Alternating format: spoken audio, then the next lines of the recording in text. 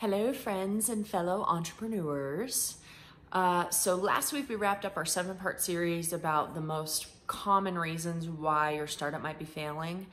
Those were according to a combination Harvard Business School and I think it was Statistica. Did some studies and came up with something sort of along the lines of those 7. Crunchbase just came out with their top 20 based on a review of, I think they said 101 startups that failed. Why did they fail? 42%, 42, almost half, because of a lack of a product market fit. The industry didn't need what people were trying to build.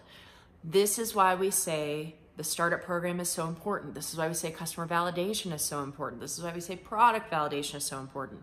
You have to understand the problem you're solving, who you're solving it for, how they perceive the problem, and whether or not your solution resonates as an actual solution for them.